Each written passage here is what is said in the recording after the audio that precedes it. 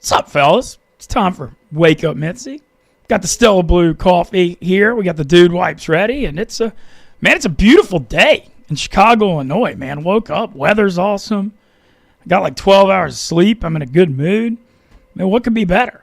Excited for Final Four weekend, one of the best weekends in sports. The crew, Rico Bosco, almost in San Antonio. Been following his bus ride. Incredible content. Shout out Rico. I mean, he's fully all in. It looks like pretty, some pretty miserable stuff on the Greyhound bus, but he's embraced it. Got to say I respect it. But Rico and Dave and Big Cat and Titus all headed to San Antonio. Live shows at River Ice House Friday, 6 p.m. and Saturday, 2 p.m. So if you're in San Antonio for the Final Four, go check that out. I'm joined, as always, by Tyler Moody today. We got Billy Lucci on at like 9:15 or 9:20 because I get to make fun of him because Texas A&M couldn't steal Chris Beard. Thank God. Chris Beard re-upping with Ole Miss. So I'm in a very good mood today. How are you, Moody? Oh, I'm doing pretty damn good myself. Had a good finish to last night. Shohei Ohtani walk-off home run. Dodgers moved to 8-0. Braves fall to, 0-7, 0-8, whatever they are. Like, just a horrible start for the Braves and tremendous start for the Dodgers. And Ohtani continues to prove he's one of the greatest players to ever play the game. Yeah, and once again, we've been talking about it a lot. Moody posted a ton on Twitter at MoodyMacTV with DraftKings firing his no-sweat parlays, his home run props, his dropping the baseball knowledge for the people. I'm tailing it, having a lot of fun. You should too. You mentioned that last night. Did you stay up watching that game late? I fell asleep and I woke up to the double that Mintzy hit to tie the game. And then I was like, all right, I got to wake up and watch the end of this because it felt like something crazy was brewing. And sure enough, Ohtani walks up, first pitch he sees, just see you later, walk-off home run. What a superstar, man. A true superstar. If he could speak English, he would be one of the biggest stars in American history. The problem is, he doesn't speak English. He needs the translator. It's the only single knock that I have on Shohei Ohtani. Outside of that, I think he's the perfect baseball player. I mean, like you said, he's the best to ever do it. And what's going on, by the way, on the pitching front? Is he coming back anytime soon with that? Well, that's the question. When is he going to pitch? He's supposed to throw off a flat ground. I don't know that he ever got around to throwing off the flat ground. So that's the biggest looming question around him right now. Will he pitch again? You know, it's very rare for pitchers to come back from a second Tommy John and be good. It is the success rate of pitchers after that second one is just not great. So I'm curious to see when he's going to take the mound or if he will take the mound. And if I'm the Dodgers, I'm trying to protect him and keep him as healthy as I can on the hitting side because he is an absolute monster. 1A, 1B with Aaron Judge as far as the best hitter in baseball. So I understand handling him with kid gloves as they should be. Is there any chance, because I just remember like the later part of John Smoltz's career after he had Tommy John and stuff, he ended up in the bullpen. Could Shohei end up being like a late inning reliever? I think it would make sense, especially if they become desperate at some point. Look, they have so many arms. They signed so many starters. They brought in, Tanner Scott, Kirby Yates. Like they've got Trinan in the bullpen. They've got all these elite arms already in the rotation and the bullpen that they really do not need Shohei Ohtani to pitch. That's the crazy thing about it. We're talking about a former Cy Young candidate, and they literally don't even need him. That's how deep they are at pitching. But it could be a situation where it turns into that eventually. And especially for this season, if you can't get him fully stretched out, which I think is going to be kind of difficult without sending him on a rehab stint to AAA, getting in some simulated games. Like, I actually think getting him ramped up to be a starter this year will be a big-time problem. So I wouldn't be surprised if they bring him back and run him out of the bullpen at some point. But his ultimate upside relies on him being a starter. So I think they're going to try and push him that direction. Whether or not it's this year or not will be the question. Okay, well, that had to be a dagger last night for the Braves because we talked a lot about it yesterday. The 0-6 start, you're finally about to win a game up 5-3 in L.A. just to salvage some form of momentum. Then you get walked off by Ohtani. I mean, we all know it's a 162-game season, so you can't, overreact. But, dude, 0-7. 0-7, you are what your record says you are. That's not good for a team that thought they had World Series aspirations. A team that thought they had World Series aspirations and just getting beat up right now, man. It's unfortunate. Obviously that opening series got ran through. Losing to the Dodgers, if it's in the middle of the season and the Braves lose like this to the Dodgers, I don't think it's a big deal. But coming off a series where you just got swept, you thought you had a game in the bag last night potentially, and then you watch it slip out of your grasp. Like, it's got to be some real there's got to be some trying moments right now in that Braves dugout. I think they'll recover. They got some talent. They got veterans. That's a thing. But they just lost Profar, who they were expecting to be one of their outfielders. So they got Stuart Fairchild playing out there. Like, I don't know. I think there's a chance that if the Braves start to pick it up and make a run, that they possibly acquire an outfielder towards the trade deadline. It's obviously a ways away, and they need to get it going first. But this is a team that may have to acquire an extra piece.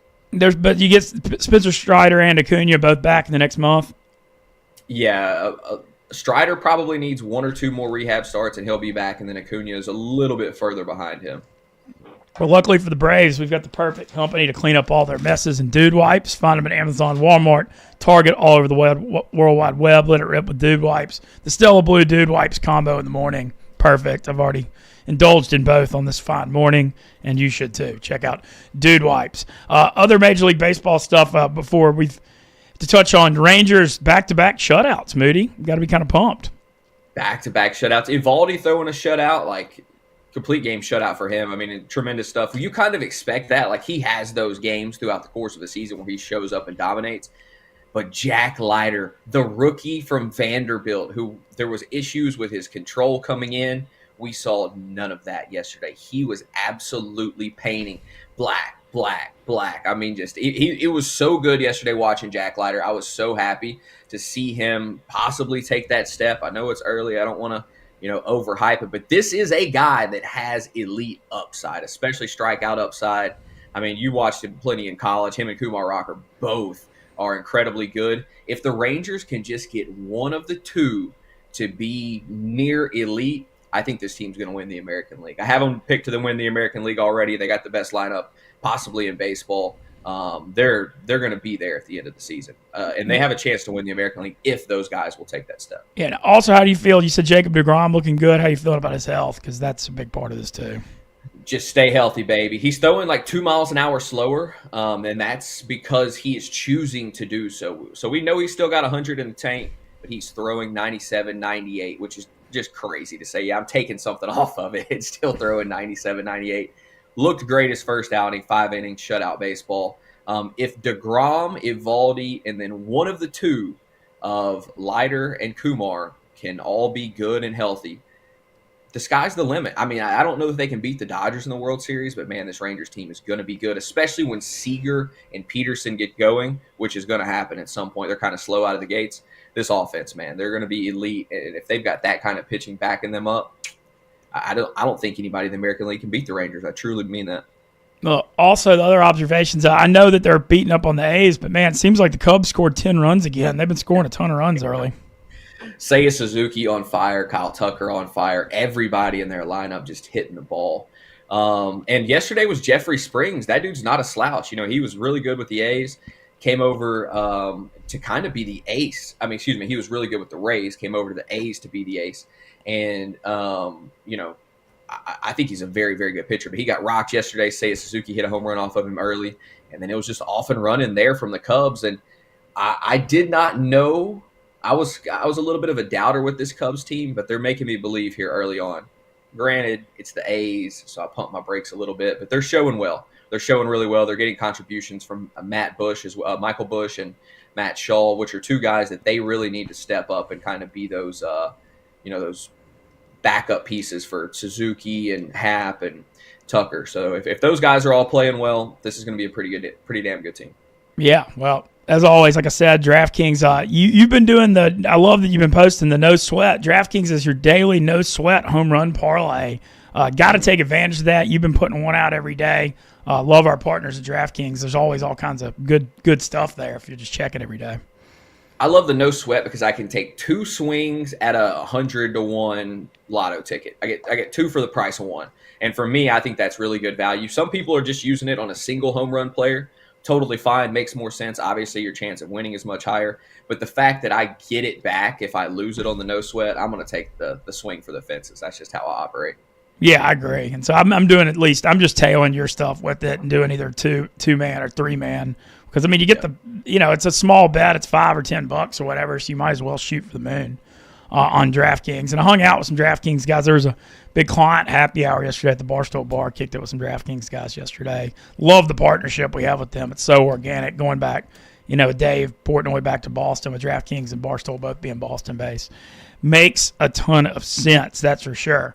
Well, I'm super pumped. The biggest news in sports, I guess, for a lot of people yesterday, at least related with Ole Miss and me, crazy morning yesterday.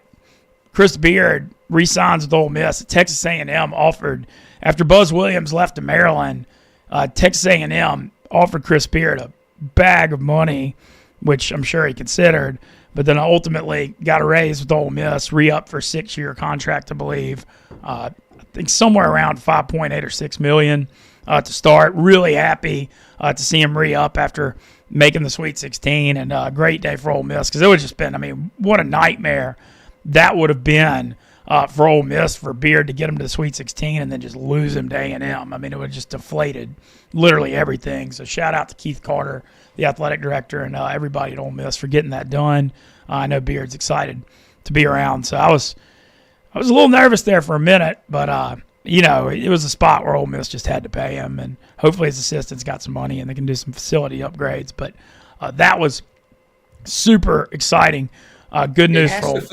It has to feel pretty good that Ole Miss has risen to the level where they're not losing these guys now, right? Like, just normal, like, that's kind of a lateral move now as far as basketball is concerned. But you have to feel pretty damn good that Ole Miss is able to retain these guys, and they've moved up to that level where they're kind of one of the top dogs. Yeah, it's a new era in the NIL world. Like, everything's different, and it's the schools that have the NIL money have a chance. And I actually looked at some stats, Moody, that were interesting.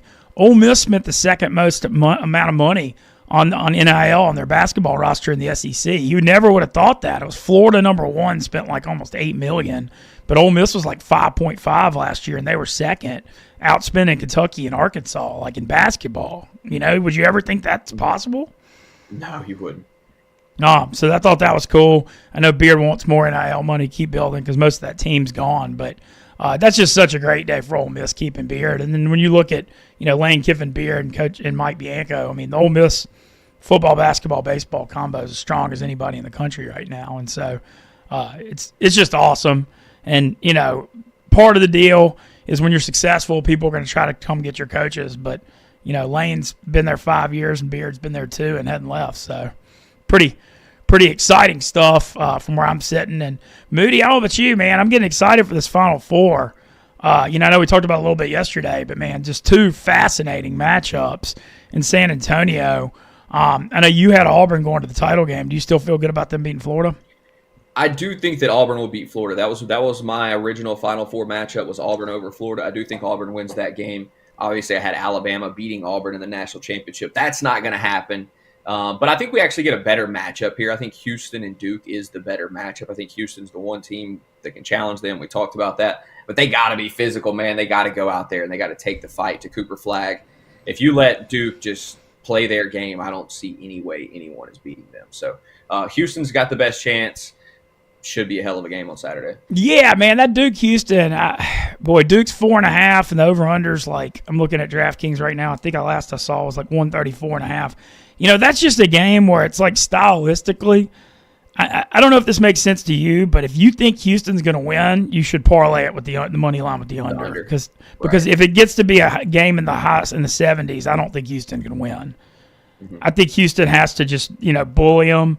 I'm looking at right now. Yeah, it's on DraftKings. Duke's 5.5, and it's 135.5.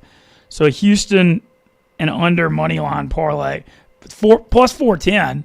Not bad if you go Houston and under to pull it off. It's just so hard to bet against this Duke team, though. You've said it. I said it. They're the most complete team. They're honestly one of the most complete college basketball teams I've ever seen. Literally. Yes. You look at them, they got everything. No, 100%. I hadn't watched a lot of their basketball. Look, I'm self-admitted. I didn't watch a lot of college basketball this year, but watching them against Alabama, I was just like, man, this is one of the better teams that I've watched, because Alabama's a damn good team. Like, they can freaking play, man. We saw some of the performances they put on in the tournament, and Duke just had an answer for everything that they threw at them. whenever Bama would have times when they just rotate the ball 6-7 times around the perimeter, and Duke was there for every single ball movement. I mean, they were so good, man. It was really impressive to watch Duke. Obviously, Cooper Flagg is the man. He seems to thrive off the pressure too. Like he feels like he plays his best basketball in the biggest moments. And Saturday will certainly be the biggest moment for him. So excited to watch him play, and I really think we're watching a special team. Yeah, I do too. And this is the first Final Four. It's only the second ever to have all 4 1 seeds. The first was 2008 when Memphis, when Derrick Rose and Calipari blew that game against Kansas when they missed free throws and Mario Chalmers hit that famous 3 that Kansas won in overtime. But I mean, it's just so exciting having the elite teams. And Moody, I saw a thing that these are like 4 of the top 10 Ken Palm teams in like the last 15 years in the Final Four. That's how good these 4-1s are. I mean, that's crazy. And then you look at the other matchup, Florida, 2.5-point favorite over Auburn. I mean, you can make a case for either one of them. It's, you look at the guard play in the tournament, and Florida, you got to give Florida the edge there. But Auburn, has Janai Broome, and I don't think his elbow's too messed up. They're really good. They split the 2 regular season games. I mean, I think you could make an argument that this game could go either way, but I got to think Walter Clayton, like Florida having that stud go. It just seems like, man, having him, he's like the ace in the hole. He feels like Kemba Walker a little bit, like the way he carries his team in the tournament. Like he's one of those dudes. It's clear he's a leader. He's not afraid to take the big shot. He wants the ball in the big moments, and those are the guys that help you win games. So I could see Florida winning tonight. I think Auburn's just a little bit more complete. I think ultimately Auburn will find their way out of there, but should be a hell of a matchup. All right, I'm going to jump out of the way so Billy can jump in the moment so we don't get overlap here. Yeah. All right. We're about to be joined by Billy Lucci of TexAgs.com. We were trying to get him on yesterday and had a little audio problem, but we tested it today, and he's about to be on here. And been texting with him a lot the last 24 hours because of the Beard A&M stuff, because Texas A&M made a full-court press at Chris Beard. I think they offered him something north of like around $7 million a year, so he would have gotten a raise if he left Ole Miss. I can't blame A&M for going after him. Buzz Williams did a great job at A&M. Got them I guess they lost second round to Michigan, but they were number 5 in the SEC this year. But he's moved on to Maryland. Kind of feels like he moves around a little bit, and so A&M kind of in a weird spot, getting thrown into the coaching search this late because. You look around college basketball, and so many of the people have already moved. We saw Kevin Willard go to Villanova from Maryland, and Richard Pitino went from New Mexico to Xavier. And, the dominoes have already fallen. Our guy Willie Wade at NC State already recruiting like crazy in Raleigh, and like that would have been – you got to think A&M would have loved to have gone after him if they'd had a shot at him. But ultimately, it kind of falls late, so I'm curious to see where A&M goes next. But I'm just thrilled that Chris Beard – not headed to Texas A&M because that would have just been such a nightmare for Ole Miss, that's for sure. But looking forward to catching up with Billy here in a second. Some other stuff to touch on. SEC baseball rolling along. I had a very positive meeting last night at the happy hour about some stuff I'm excited about on the baseball front, hopefully pertaining to College World Series in Omaha. But it's like interesting because this time of year – conference baseball is getting going, but it's the NCAA tournament just takes over everything. But looking at this weekend, you got some huge matchups. You got 3 series. You got a couple of series starting tonight. Ole Miss is number 9 now, 6-3 in the SEC. They're going to Kentucky. The LSU at Oklahoma this weekend should be really something. So you've got a couple Thursday through Saturday series. LSU's number 7, Oklahoma number 10. And then when you look at this weekend, you've got a huge Iron Bowl baseball series, Alabama and Auburn, both having great years so far. Bama up to number 8. Justin LeBron, who we interviewed, one of the top, if not top shortstop in America. They've been a surprise team. They were not even ranked preseason. And then Auburn, who had a disaster year last year, is up to number 16. And then looking around the rest of the league, Tennessee, man. This Tennessee Volunteers team, number 1 in the country. They're 27-2, 8-1 in the SEC. Man, it's the damnedest thing I've ever seen because they only had 2 starters, coming back from last year. Dean Curley, elite shortstop, and Hunter Ensley in the outfield. They lost everybody else off their national championship team They brought over Liam Dole, the ace pitcher from Ole Miss, and Andrew Fisher, the power hitter. But, you got to think, this is like college baseball. They take like a little bit of a step back after losing everyone, and they win their first freaking 20 games in a row. And what Tony Vitello has built there, I mean, it just blows my mind. And they're hosting Texas A&M, and if you just said it before the season, this would have been the most hyped series of the year because A&M was preseason number 1. But, man, A&M is falling off a cliff. They're 14-14, 1-8 in the SEC. Coach Sloss famously left for Texas after the national championship series last year, and it's not going so well for Coach Michael Early at A&M so far, that's for sure. And they better get it together quick because they've got, I believe, 5 of their last 7 series are against top 5 teams with road trips to Tennessee, to Georgia. They play LSU. I mean, it's not necessarily good for the Aggies. Vandy at Florida. Florida's 1-8 in the SEC too, and they were preseason number 7. It's crazy to see these teams struggling. But after Final Four next week, going to really be hitting the college baseball hard from early April all the way through the College World Series in late June.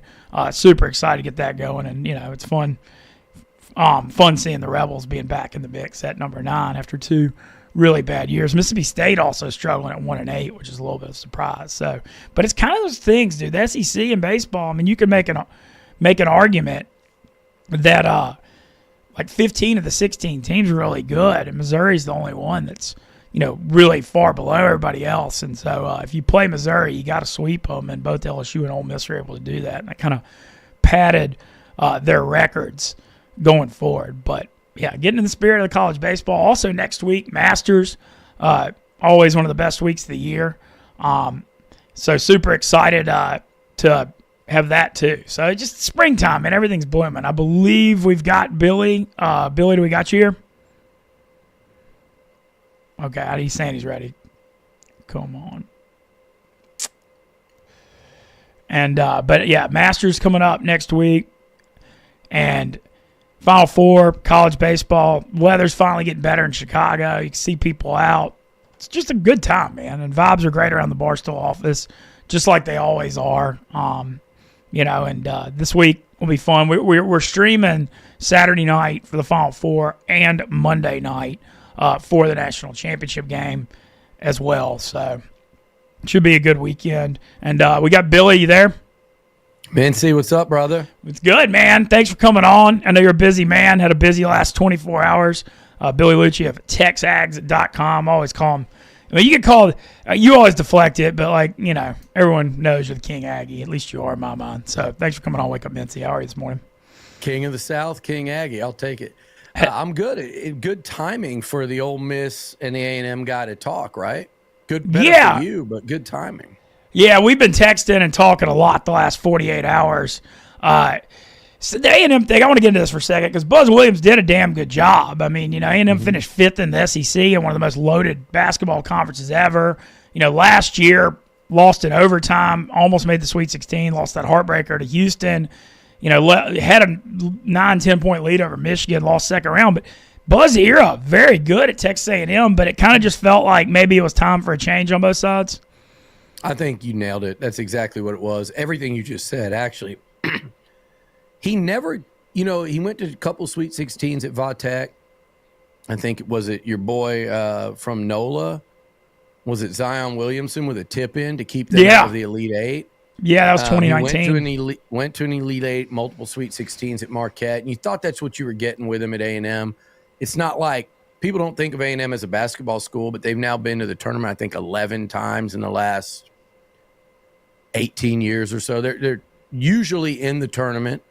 The previous 3 coaches, they had 3 Sweet 16s between them. So you thought that's what you were getting. And Buzz built a nice program, I think a good SEC program. People forget 2 years ago he's 1 game off the title. They beat Alabama late, finished 15-3. Bama was 14-2. Obviously, the league wasn't like it is today. But even this year, like you said, a 5th place finish, 4 overall seed. He just didn't have the postseason success that you expected or he expected. And then with him losing 8 seniors, including one of the all-time greats at A&M and Wade Taylor, it certainly was kind of hanging over this year. People were kind of paying close attention to what he was saying, and you got this vibe. And I think Trev Alberts was aware of it too. And I think Buzz had been through 3 ADs here. I think both sides were okay with a fresh start. This did not feel at all like when the baseball coach left or when LSU was trying to hire Jimbo Fisher, leave whatever Jimbo buyout jokes out of it. I know they would have been probably better off letting him go, but it didn't feel like that when people thought he was leaving. I think everybody it works out for in this case. Well, yeah, and you mentioned Trev Alberts has been there, I guess, about a year now, because I remember he got hired right before Schloss left. It was like, I guess, late last spring. And so you got to think he wants to get one of his guys in there. But I want to go inside this Beard stuff because these last 24, 48 hours are nuts. And you and I are obviously good friends, and we're talking a lot about it. A&M came with a full court press, and they gave him a damn good offer. And I know Beard thought about it. You know, it was definitely considered. You know, I know he's got family in Texas too, and A&M has a lot of money and great resources. So I know he strongly considered it. And ultimately, I think he went back to Keith Carter at Ole Miss and, was able to get a raise and get some stuff for his assistants and, some NIL promises, and he just got enough to where it didn't make sense. Is that what you think happened? Yeah, and I think everybody now, whether it's other fan bases or even the Aggies, it's the A&M fans were a lot of them were not serious about basketball. Trev is worried about the budget. We're not going to pursue anybody big. Well, then you do go take that swing, knowing there's a real chance. You and I talked from, as soon as it was out, I said, look, I don't think it's going to happen, but I think there's a real shot, and you have to take that shot. You have to take that shot on a guy with Texas roots whose mom lives an hour away from Aggieland, and, they threw an absolute bag at him. 6 years, $42 million bag. 7 a year. And look, I'm of the opinion, Mintzy, in the day and age of NIL, I don't give a damn. Do they cuss on your show, Mintzy? I know it's Barstool. Yeah, you can say whatever. I don't give a shit about what Twitter says or what the Texags message board says if I'm an AD or I'm a decision maker. If there's a coach that you think can win you a championship, you take a swing at it. A&M went after Tony Vitello in baseball a week after he won a national title. You take that swing, and you're probably not going to connect. You shoot that shot, it's probably not going to go in. But like you said, I think both things can be true. So everybody said, well, Beard just played A&M. I think both can be true. I think Beard had serious interest, and I told you when I was in Nashville 3 weeks ago, a lot of our mutual friends and a lot of people from Oxford were openly asking me if A&M was going to go in and rip Chris Beard from them. And it wasn't – there was a reason for asking that question. As Buzz Williams was getting ready to lead A&M into the tournament, and there was real concern, which to the level that even surprised me. I'm going, I don't think A&M would go that route in terms of being able to pull a coach from an SEC team that is desperate to keep him. So both are true. I think Beard was very serious about it. I think that offer was exactly what they said it would take to get him out of Oxford when they asked. And then on the flip side, I think he also knew, hey, what's the worst that can happen? I stay here. I get what I want from Ole Miss. And that's not a knock on Ole Miss. That's just business. And he got what he wanted. And if the reports are true, he got like a $2 million a year raise on top of it, which is never bad. He's the second richest person in Oxford behind Nick Weaver now. Shout out. I'm wearing my Blue Deltas right now. Oh, I love that reference. No, I agree. I mean, I think it was one of those things. I think he seriously considered it. All accounts I heard, I've got a lot of sources in there, and he definitely did. And I think ultimately, he knows what he's brought to Ole Miss, making the second Sweet 16 ever.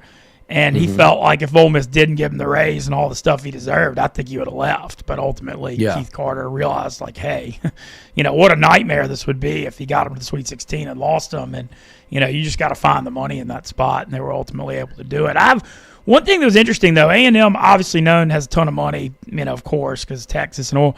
But I did some like behind the scenes research on this, and This on is the interesting. on the NIL front, Ole Miss spent $5.5 million on their roster last year, and A&M spent like 2.5 or 2.6 in basketball, and that surprised me. That's not true. Okay, I heard false rumors. It's not. Yeah, well, I'm just telling you. You know, I can tell you. I think it was close. I think it was 3.7. It's funny. It's funny to me because I talk about your Ole Miss guys, and they one of them asked me, "What are you guys basketball around 4 million?" And I was like, "Hey, you guys know everything." I was in my head. I'm like, I'm impressed. Like, but yeah, like 3.7. Now, they did play in that tournament in Vegas where every team that played in it, which is a fascinating thing where we're at in college athletics now. You know, every team that played in the tournament they played in Vegas got an actual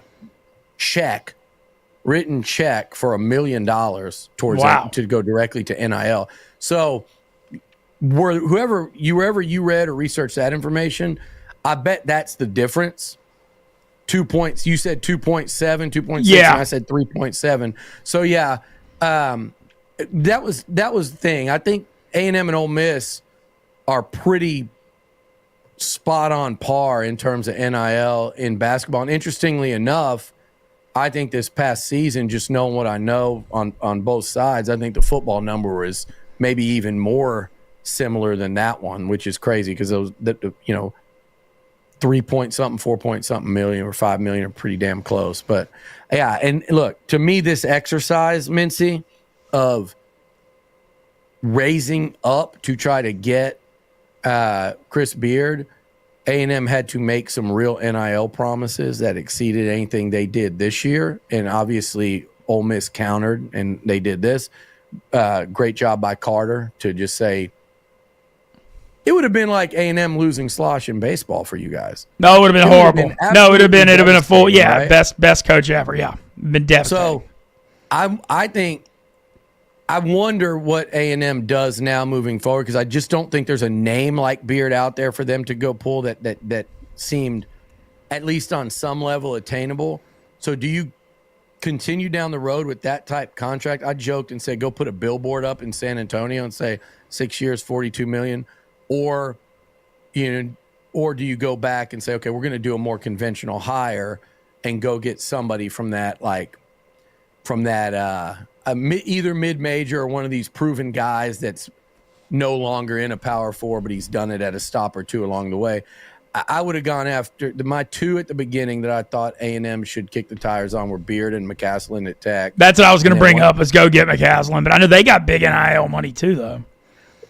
Again, how would Tech ever let him go? I mean, I think you'd be just getting ramped up for another raise. Maybe you just send him a contract, say, hey, if we get this back in an hour. But you're not going to get a guy that way. So I think you took your shot at Beard. Now you regroup and figure out what's the best fit. Yeah, I'm curious to see what route they go, because the only thing, it was tough because it's just later in the coaching search game. And so many of the names they would have looked at, like I think Will Wade would have been a just unbelievable fit in College Station, but he's already in Raleigh and got all his stuff there and recruiting right now. Nancy, can you make that happen? Do you think Will Wade ends up back at LSU first chance? No, I think that I don't. I think that a lot of LSU fans really would want it, but I think the ship has sailed. And I kind of think with Will, like he went to Clemson undergrad and he coached at VCU. Like he kind of knows that. He's from Nashville, but I feel like. True. And also, like if you were think about the landscape of college basketball, the SEC is so deep and so strong. Dude, the ACC this year. I mean, obviously Duke's great, but they had 4 teams in the tournament. It's wide open. And NC State, maybe they don't have quite the NIL money of A&M, but they've got a big fan base and they're basketball crazy. Raleigh's the fastest growing economy in the country. I mean, I think you can really build something there. Yeah, I agree. And I agree on both fronts. I think had A&M been open, that would have been one. A&M's not the basketball, obviously. Listen, my first sports memory, my old ass was watching NC State and Jim Valvano beat Hakeem Olajuwon. That was the first time I think I sports cried. I was 5 years old, and the missed shot turned into an alley-oop dunk over Olajuwon just putting his head down. That was devastating for a kid growing up in Houston. But I do think had this happened a couple weeks earlier, I think they would have had a real shot at Wade. And I think to me, if you'd asked me a month ago and people did, I said, you got to try to get Beard or Wade. I just think A&M basketball, Mintzy, you know how passionate they are about baseball. We all know what the 12th man and football at Kyle Field and in Aggieland means. Basketball, I think, could be really good. You look around this conference and all these, quote, football teams are kicking ass. And you want to be a part of that. You do not need to be left out. This is it's big business, and it's getting bigger and bigger and bigger. People are caring about it more and more in the South. There's great coaches in the league. So I think A&M needs to, truly commit to it. I also think that, and they were paying Buzz $4.5 million a year. It's not like that basketball's been an afterthought, but it can't become that. And at the end of the day, though, Will Wade, Beard, those type guys, the reason they excited me, even if it's a mid-major hire, because both of those guys were mid-majors before they got to Tech, before they got to, Will Wade, like you said, was at VCU before he got to LSU. So to me, like A&M needs a guy with that charisma, that personality, A, to get pulling the students, but B, Mintz, just to go drum up that NIL support in 2025. You have to do it. Yeah, it's tough, no doubt. I mean, that's what it's all about. But still, Buzz was a damn good coach, though. I agree with what you said. I mean, I think that's a big loss. And, I'm real curious to see where they shift next because it is tough being late in the coaching search. I also got to ask you while you're here, because you're a big SEC baseball guy. Yeah. Man, I mean, this A&M thing, and look, there's a lot of season left. I'm not saying, anything, but, they had so much talent back on this team, and it's just it's been a tough start this year for Coach Michael Early and the Aggies. I'm curious to see, with the schedule they got left, at Tennessee, number 1 in the country this week. They got 5 series against top five team. I mean, they got to, and like when you look at it, they're, you got to probably get to, 13 and 17 in SEC would get you in the NCAA tourney. 12 and 18 might if against, you get a bunch of wins against top teams, but they got to get on it, man. And I know they've had some injuries, but like what's going on here? Because it's their preseason number 1. Well, it's bad when you're 1-8 in the league and you're going to Knoxville. It's not the place, I think it might be at the top of the list of places you don't want to go when you're sitting in that position. But it's just been like Mintz. Everything that could go wrong has gone wrong. There's never been a team go from number 1 to, I don't think there's ever been one, they said, from 1 to not making the postseason. And A&M is absolutely staring that in the face, and it's so shocking. It was just you went through it 2 years before, and the Aggies were in Omaha in the Final Four that year. You and, Walker experienced it the year before that. There's nothing cooler than Omaha and making a run, and the Aggies were within 1 run.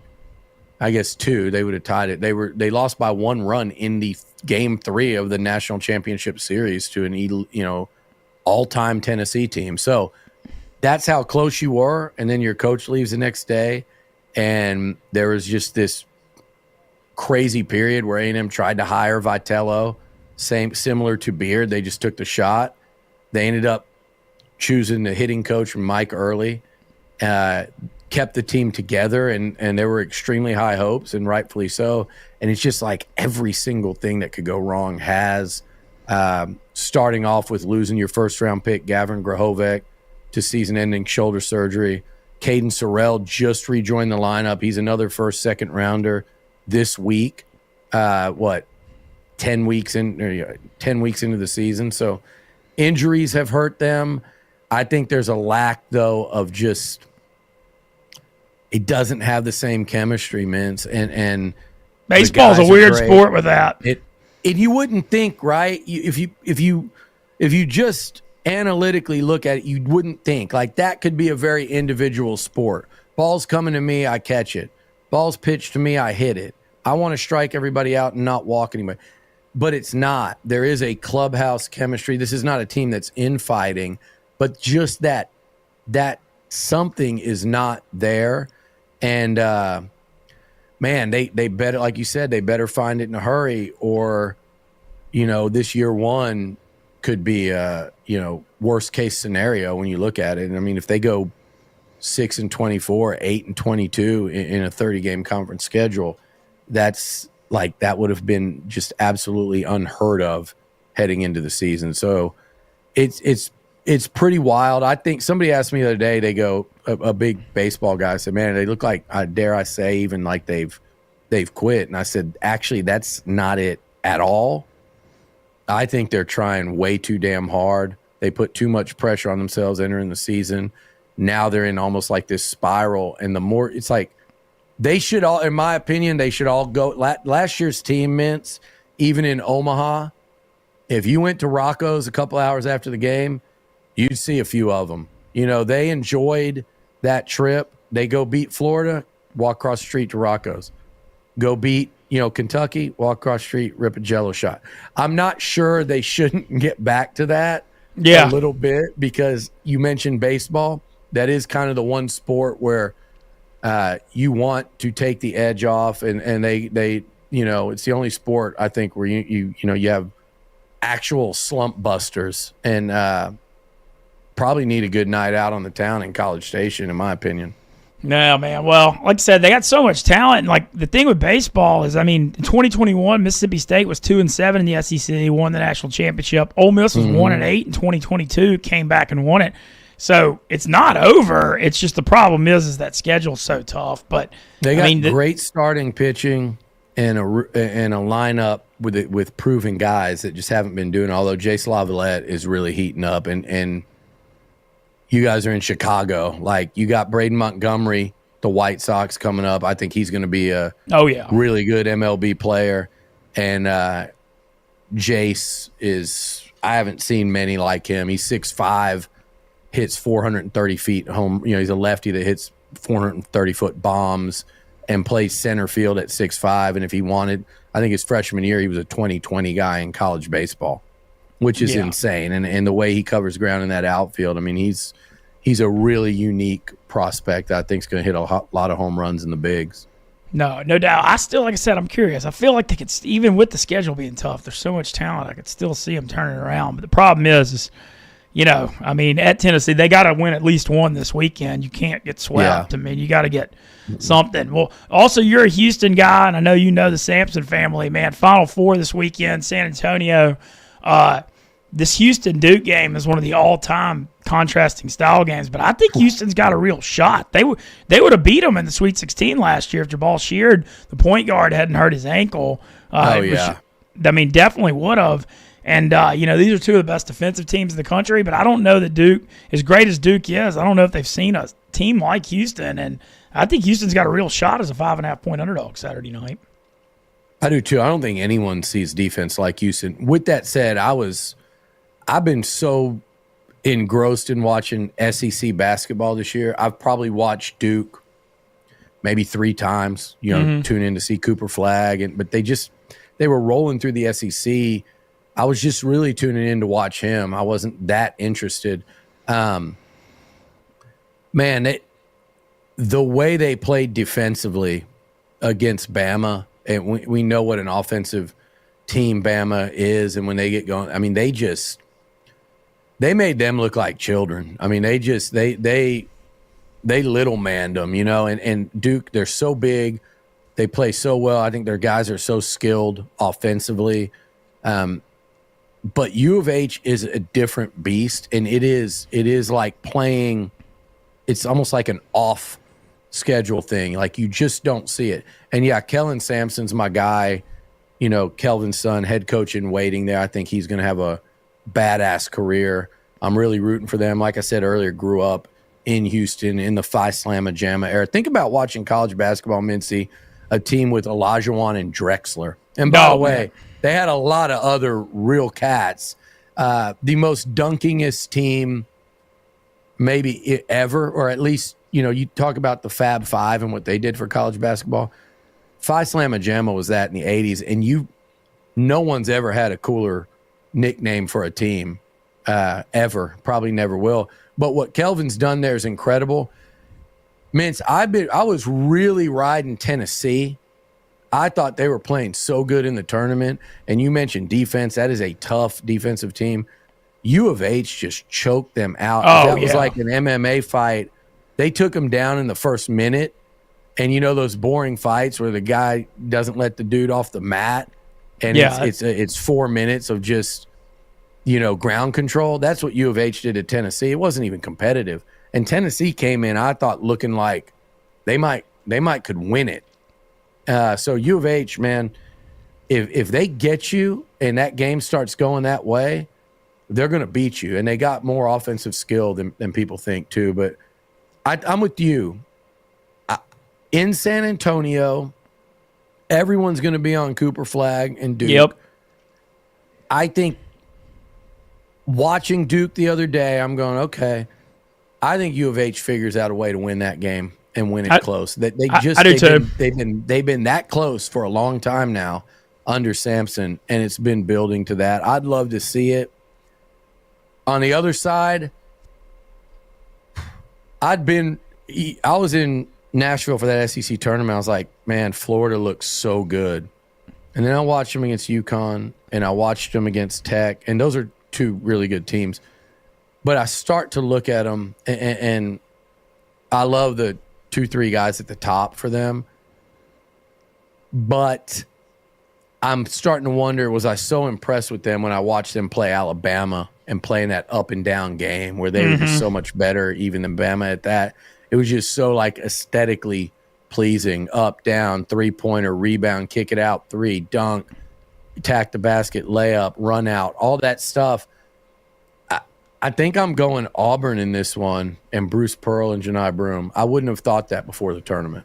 Yeah, I think it's been interesting. You mentioned that on Florida. They've been turning the ball over a lot, and they got away with one. I mean, they got away with one. UConn pushed them to the brink, but then that Texas Tech game, they shouldn't have won that game. I mean, there's no getting around it. Texas Tech was up 9, missed the front end of 2 1-and-1s, and Walter Clayton made that Steph Curry-like shot. I feel like, I kind of feel the same way. I feel like, I mean, you got to get Florida always has a chance with Walter Clayton, but I don't know that they've been playing. I don't know. I feel like they've looked a little more vulnerable in the tournament. And, people are like overreacting to Auburn losing at A&M and losing to Bama at the end of the season, and then they lost to Tennessee in the SEC tournament. But they were the number one team almost the whole year. And then, right before the NCAA tournament, they had a few losses. And I feel like that kind of had people looking off them when they've just been so good all year. And, and I don't think Broome's elbow is fine, too. His right elbow, from what I'm hearing. I don't think that's going to be a concern. He hurt his arm against A&M and had to come out of the game with that same arm hanging down. So,